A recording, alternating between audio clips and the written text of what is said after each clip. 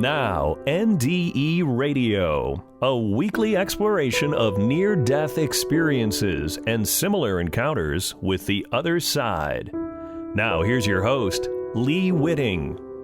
Welcome to NDE Radio with Lee Witting, whether you're listening on TalkZone, by podcast, through the archives of our ad-free shows on our YouTube channel, or connected through our Facebook page.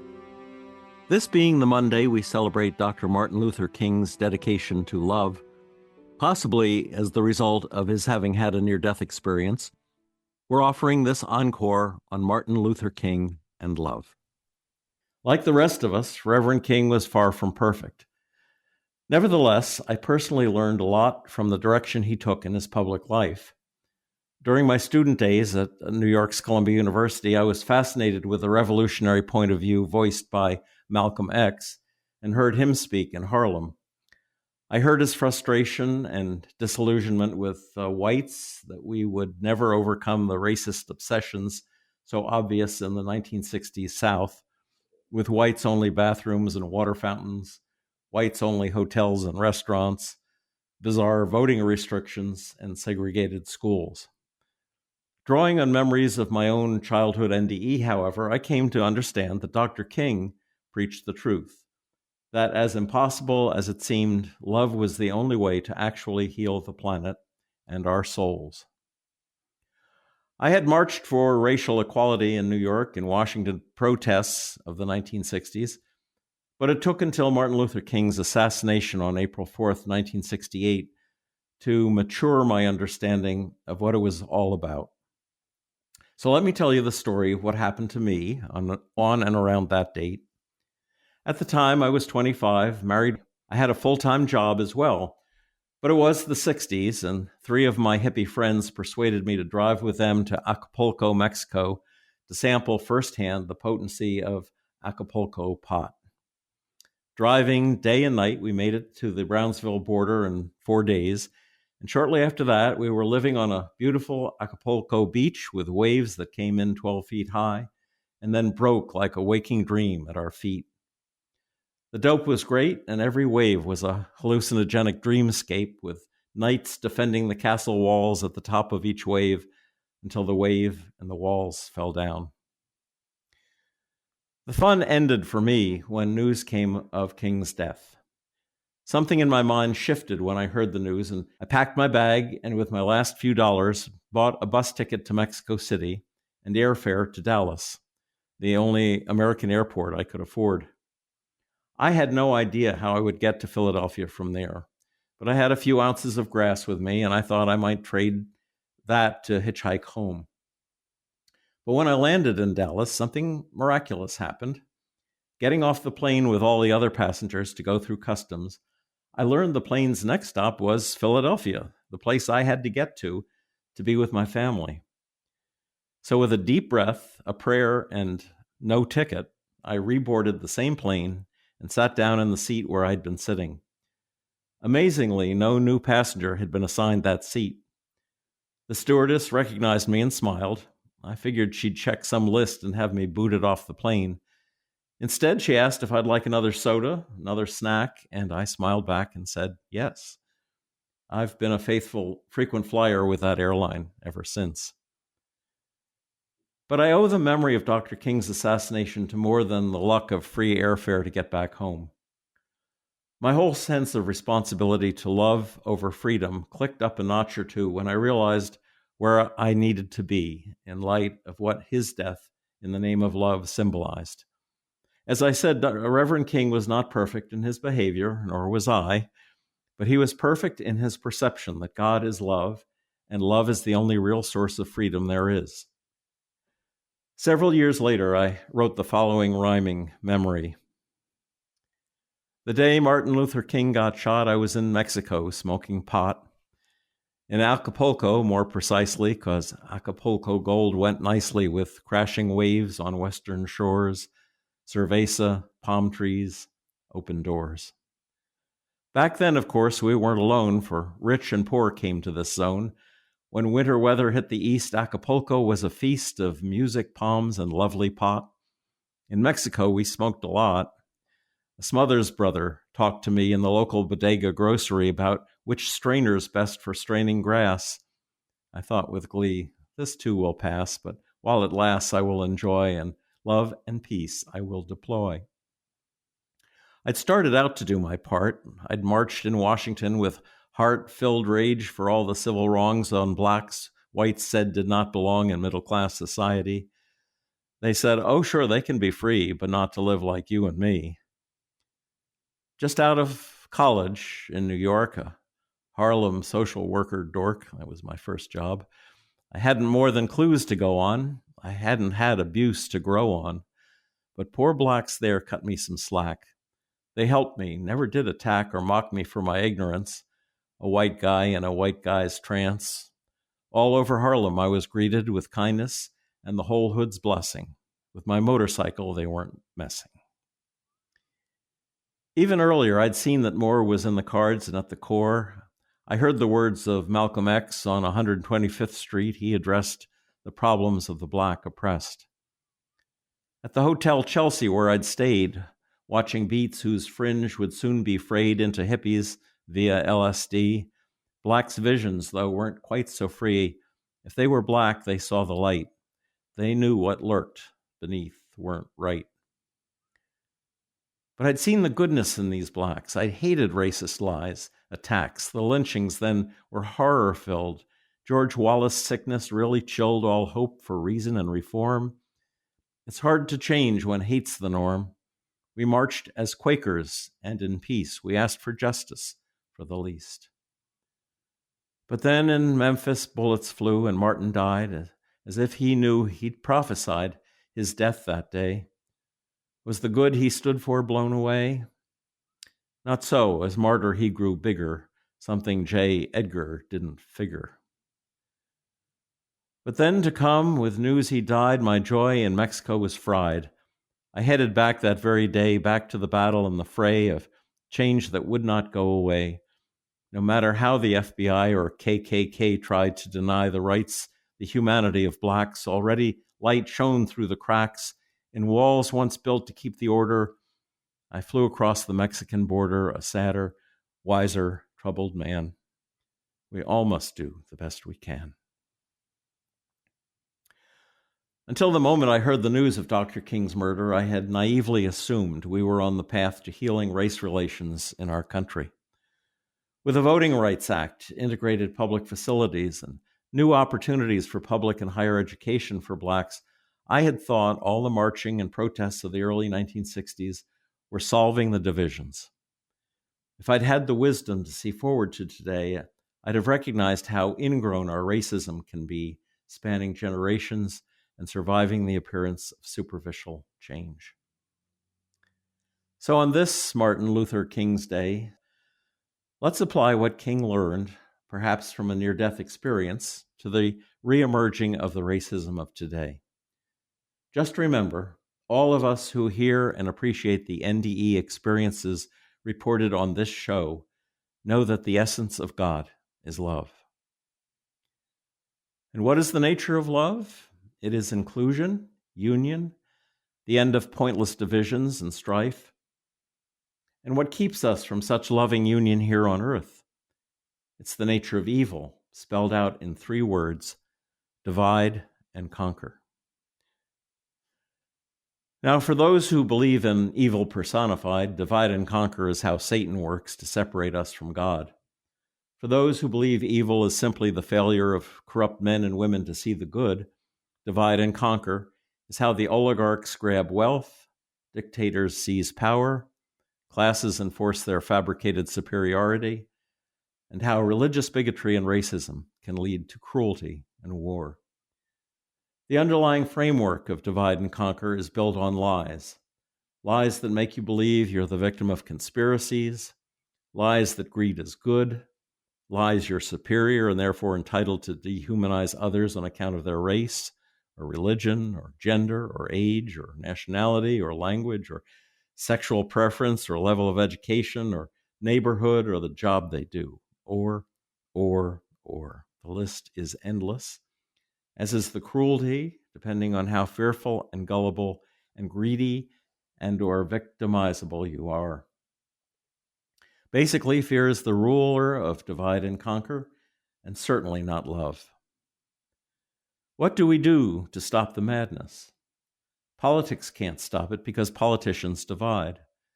Religion can't stop it because faiths and denominations and clergy divide.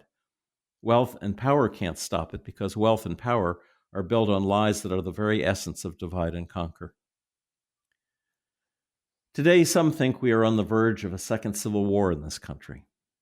Some citizens have armed themselves to the teeth and are so angry they are seeking out targets to kill. White supremacists feel threatened by different races. Neo-Nazis still target Hitler's scapegoats, the Jews. Fundamental Christians fear the Muslims, and others seem to hate our government for imposing laws that limit their freedom, laws like stopping at stop signs or paying your taxes, laws that exist to promote public safety and support cooperative projects like schools and roads and Social Security. All government support could collapse, of course, if we start a civil war. Is it too late to save ourselves from such a self-imposed tragedy? Well, when you add global warming to the mix, it very well might be. That's because climate change turns fertile land into dust bowls, and huge populations are forced to migrate or face starvation. Now there are so many mouths to feed in the world that fear of immigrants divides us as well. And that should not come as a surprise. Do you realize that in just my lifetime, the world's population has more than doubled to over 7 billion souls? That's because, over my lifetime, religions encouraged families to make more babies, more Catholics and Hindus and Muslims to competitively add to each flock. Growing up, I had Catholic friends with 10 or 12 siblings. Today, most American Catholics only defy church dictums and go for quality over quantity, which allows for better health care, nutrition, education, and a healthy share of love for each of their 2 or so children born. With better birth control, we wouldn't need wars and plagues to keep limits on the population. In the generation coming after me, the population problem can correct itself, and with it, the stresses and strains on the environment. And by the way, worldwide pollution has reduced human fertility, one of nature's ways to correct overpopulation problems. But effective birth control practices that reduce population simultaneously reduce the Earth's pollution burden as well, giving fertility a chance to survive. Effective preconception birth control would do away with the divide and conquer politics of abortion as well. So those are some of the problems we face on this Martin Luther King Day. It's the same problems I'd hoped to see overcome when I was in my 20s, and the intervening 50 years has only made things worse. But I remain optimistic because, as Plato observed some 400 years before Christ, truth alone is eternal. Everything else is only shadows. As NDEers know, the only truth is love. Love is the only source of freedom as well. Many of those people arming themselves with AR-15s and other assault weaponry say they are doing it to be free. But this is another lie of divide and conquer thinking. There was a story in the news of a man who refused to wear a mask into a store that required them, saying he was not afraid. "Why are you carrying that pistol on your side then?" the store manager asked, "if you're really not afraid." Love may make us more vulnerable to the world, of course, but that very vulnerability makes us heroes in the eyes of God. Open carry makes us part of the problem. But short of not arming ourselves to go grocery shopping, what can we do to reduce fear and grow love in the world? We have to love our neighbors as ourselves. "And who is my neighbor?" they asked Jesus. He told them the story of the Good Samaritan, how a man was beaten and robbed on the road and left for dead, and how other travelers, even a priest, walked by the injured man without helping him. But a Samaritan, a man of a different faith, stopped to help. Love reaches out past the divisions of religion, race, class, and culture to bring the light of God to where it's needed. Religions, too, are a big source of divide and conquer problems. A few months after I started doing NDE Radio on TalkZone, my brother Chris sent me a joke he'd found that illustrates the divide and conquer of religions. It was attributed to Erno Phillips, and it goes like this. I was walking across a bridge one day, and I saw a man standing on the edge about to jump off. I immediately ran over and said, "Stop, don't do it." "Why shouldn't I?" he said. I said, "Well, there's so much to live for." "Like what?" "Well, are you religious or atheist?" "Religious." "Me too. Are you Christian or Jewish?" "Christian." "Me too. Are you Catholic or Protestant?" "Protestant." "Me too. Are you Episcopalian or Baptist?" "Baptist." "Wow, me too. Are you Baptist Church of God or Baptist Church of the Lord?" "Baptist Church of God." "Me too. Are you Original Baptist Church of God or are you the Reformed Baptist Church of God?" "Reformed Baptist Church of God." "Me too. Are you Reformed Baptist Church of God Reformation of 1879 or Reformed Baptist Church of God Reformation of 1915? "Reformed Baptist Church of God Reformation of 1915, to which I said, 'Die, heretic scum,' and pushed him off the bridge."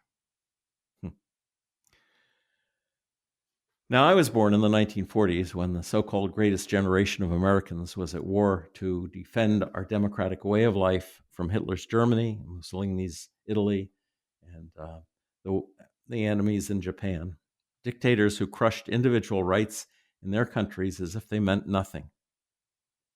Today, there are dictators, despots, and bullies all over the world, just waiting to witness the end of democracy in America.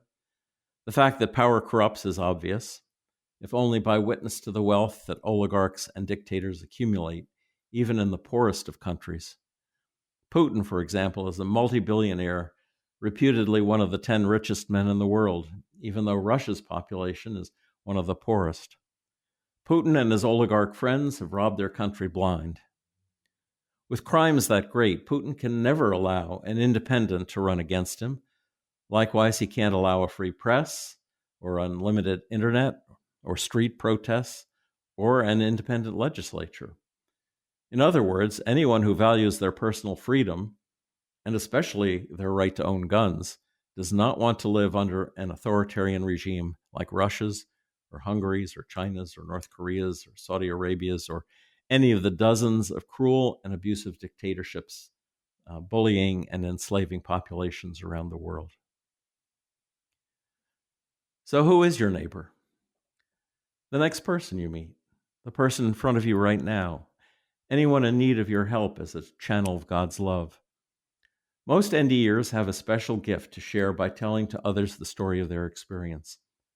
As a hospital chaplain, I made frequent use of the near-death stories I heard to bring comfort to other patients in panic over their illness or as they lay there in fear of dying. That kind of powerful assurance that we survive our body's death is about as powerful a gift as anyone can give to another person, another neighbor. On the other hand, to quote Dr. King, our lives begin to end the day we become silent about things that matter. Lest you think today's show has nothing to do with NDEs, let me assure you that may not be true. In fact, I would like to suggest that there were at least 2 occasions in his life when Martin Luther King Jr. might have experienced an NDE or OBE. The first was based on an account of a time at the age of 12 when the boy allegedly attempted suicide. According to the story, King, who was supposed to be home babysitting his 6-year-old brother, snuck off to watch a parade. And while he was gone, his brother slid down a banister and accidentally knocked their grandmother unconscious. Though it was an unrelated heart attack that killed the woman, Martin felt so guilty that it was said he attempted suicide by jumping out a 2nd-story window. Martin's father later said that the boy was distraught and sleepless for days after. The second possible occasion for an NDE was reported by Dr. King himself in the text of a speech. It seems he was at a book signing when a person King described as a demented black woman came up to him, asked if he were Martin Luther King, and then drove a knife into him, a hair's breadth from his aorta. The doctor later said that if King had so much as sneezed, he would have died on the spot. Now, whether or not King had an NDE or OBE that he recalled, I do not know. The only reference we might consider is this. At the conclusion of a speech he gave before he was assassinated, he saw trouble coming and drew a parallel between himself and Moses getting a glimpse from the mountaintop, but not himself going into the promised land. He said he would like to live a long life, but he wasn't concerned about that. He said he just wanted to do God's will. God had allowed him to go up to the mountain, he said, and I've looked over and I've seen the promised land. Now, I don't doubt Martin was referring to a future when all men and women are treated equally. But doesn't that ring of a possible vision as well, that God might have allowed him a view of the other side as seen in an NDE experience? In any event, he was not afraid to die, another characteristic of the near-death experience. Primarily, however, I would say the best indication that Dr. King might have experienced an NDE was the emphasis he placed on love. The power of love to overcome hatred, the nature of love being the nature of God, and the only way to heal a broken nation, the only way to heal the racism of his day, which we now see reemerging in America today. Without a doubt, every description of the other side we hear from fellow NDEers is that God and love are one and the same, that the essence of everything is love, that we are deeply and profoundly loved by the light, and that by virtue of being a part of that light, our essence, too, is love. But just by virtue of our existence on earth, we've lost track. We've lost the vision of the healing that can happen when we recognize and practice that nature to love, which is the very core of our being. That is the real God particle in us. That is the spark of the divine each of us contains, to quote George Fox and the Quakers, the Society of Friends. St. Paul, who wrote about the NDE he experienced when he was stoned to death by an angry mob, had a most profound understanding of love and its power, and he wrote about that in this famous passage from 1 Corinthians chapter 13. If I speak in the tongues of mortals and of angels, but do not have love, I'm a noisy gong or a clanging cymbal. And if I have prophetic powers and understand all mysteries and all knowledge, and if I have all faith so as to remove mountains, but do not have love, I am nothing. If I give away all my possessions, and if I hand over my body to that so that I may boast, but do not have love, I gain nothing. Love is patient. Love is kind. Love is not envious or boastful or arrogant or rude. It does not insist on its own way. It is not irritable or resentful. It does not rejoice in wrongdoing, but rejoices in the truth. It bears all things, believes all things, hopes all things, endures all things. Love never ends, but as for prophecies, they will come to an end, and as for tongues, they will cease. As for knowledge, it will come to an end. For we know only in part, and we prophesy only in part. But when the complete comes, the partial will come to an end. When I was a child, I spoke like a child. I thought like a child. I reasoned like a child. When I became an adult, I put an end to childish ways. For now we see in a mirror dimly, but then we will see face to face. Now I know only in part. Then I will know fully, even as I have been fully known.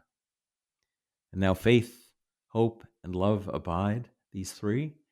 The greatest of these is love. I say this is a famous passage because most of all of 1 Corinthians 13 is used in many wedding ceremonies. In fact, it was part of a wedding ceremony I did a week ago Saturday. And so even non-churchgoers have heard it and read it from time to time. When we say God is love, though, the implications are profound.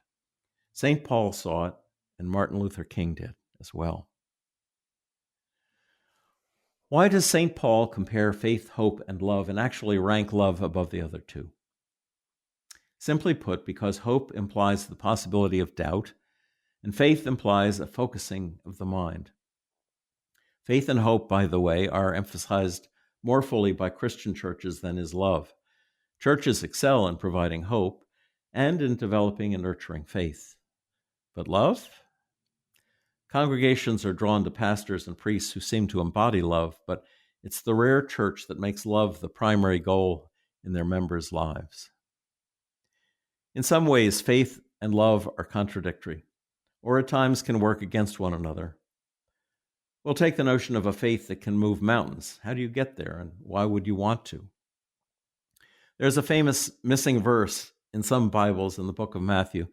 It's found or not found in Matthew chapter 17 as verse 21. You should check it out in your own Bible and see if it's there. It happens where Jesus' disciples come and ask why they didn't have the power to cast out some demons. And Jesus answers, "Because of your little faith. For truly I say to you, if you have faith like a grain of mustard seed, you will say to this mountain, 'Move from here to there,' and it will move, and nothing will be impossible for you." But then comes the missing verse, missing that is from many editions of the Bible. It reads, "But this kind of faith never comes out except by prayer and fasting." Prayer and fasting are a way of making yourselves into channels for God's love. That's my edition. It's that kind of desire, the desire for a kind of self-aggrandizing faith that could literally move mountains, that could lead us away from love, even while we're sitting in our church pew thinking about God. And it's not only Christians who can succumb to such temptations. There are some Buddhist monks who've developed amazing abilities to sit naked in mountain snow and generate enough heat to warm themselves and others.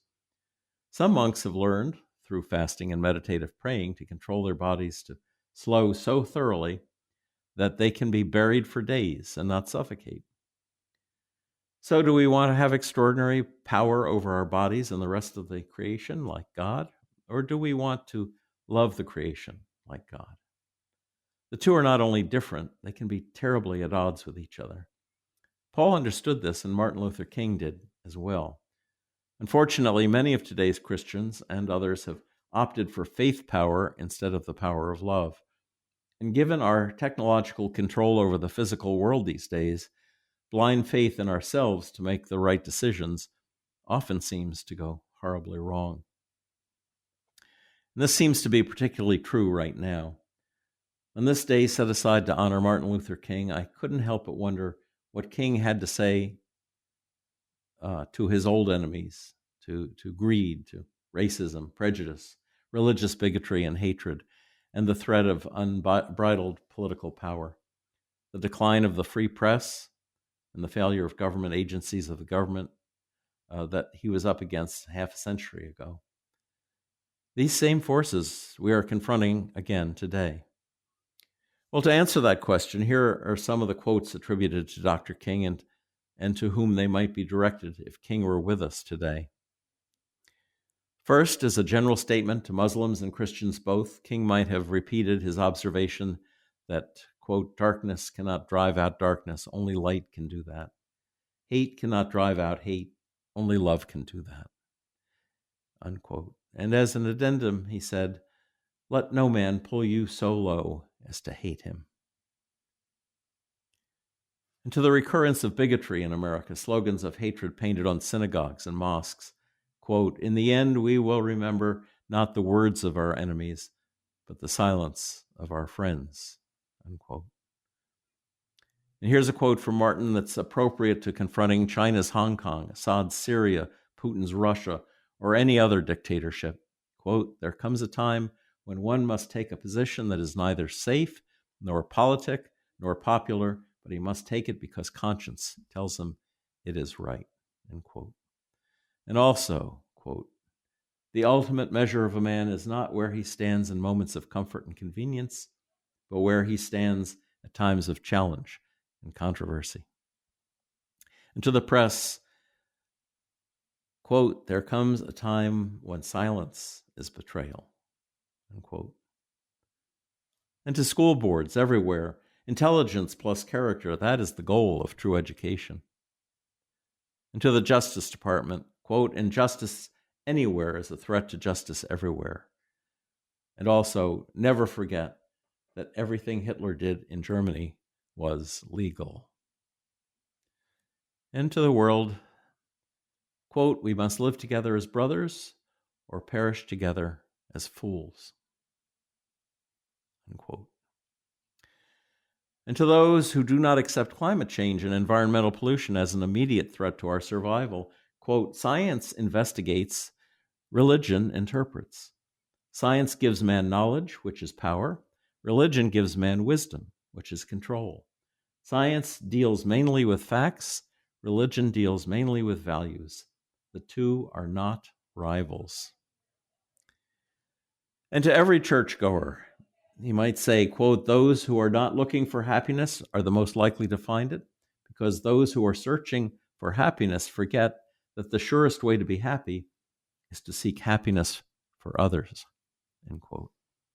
And then to all of us, now there is a final reason I think that Jesus says, love your enemies. It is this, that love has within it a redemptive power, and there is a power there that eventually transforms individuals. Just keep being friendly to that person. Just keep loving them, and they can't stand it for too long.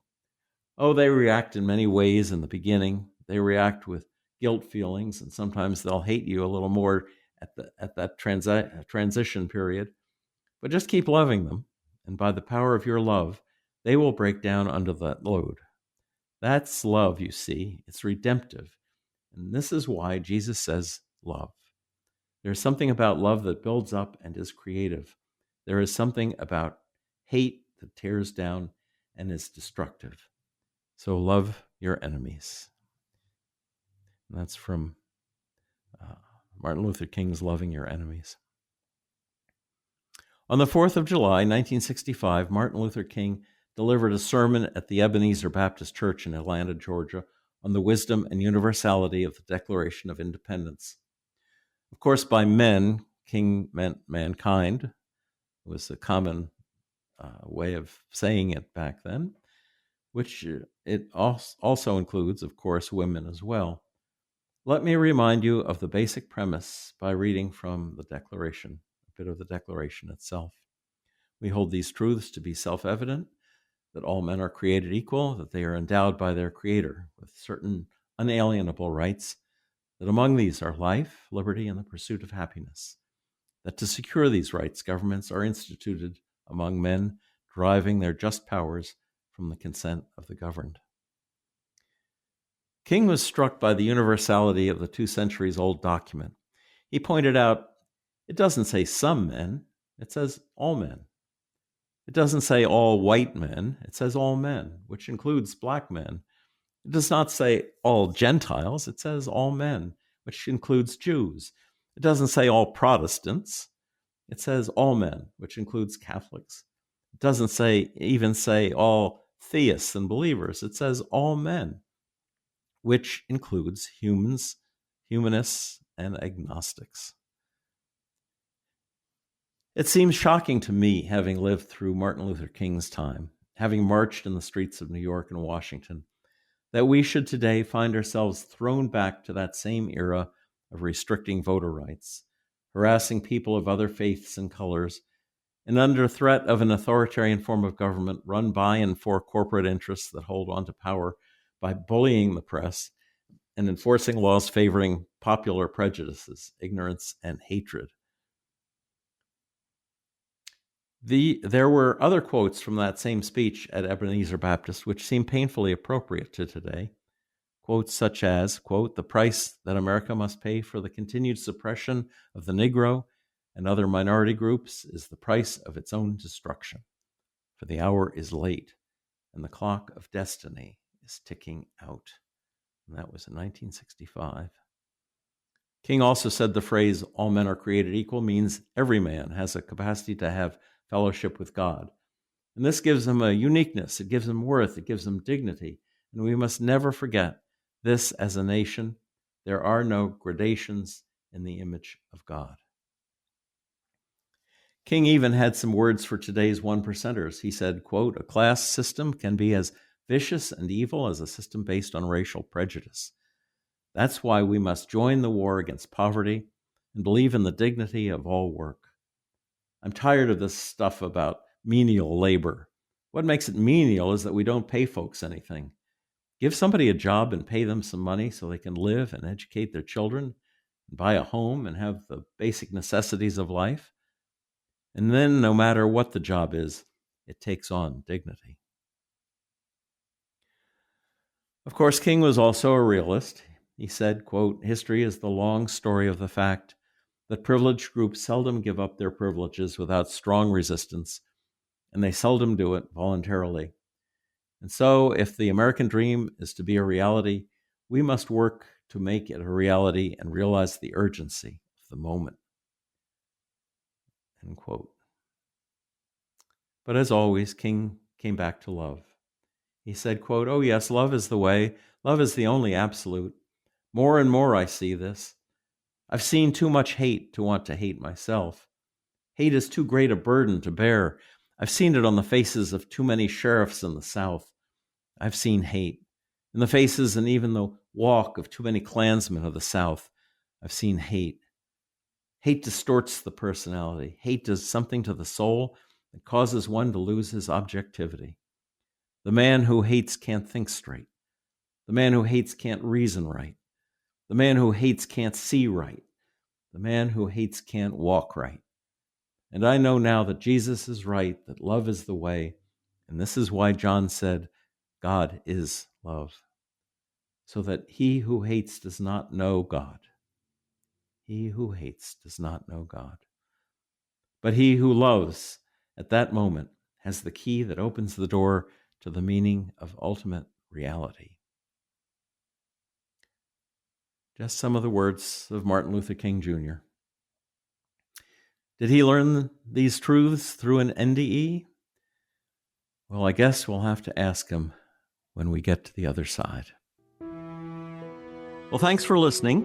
If you'd like to hear this show again or any of our more than 500 archived ad-free NDE interviews, go to TalkZone's NDE Radio site and hit the Past Shows button, or go to our YouTube channel, NDE Radio with Lee Witting, where you can subscribe to and comment on the complete NDE Radio library.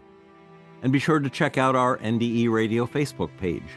Just search NDE Radio with Lee Witting on your Facebook app.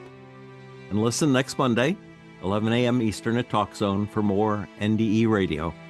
I'm your host, Lee Witting, saying once again, thanks for listening.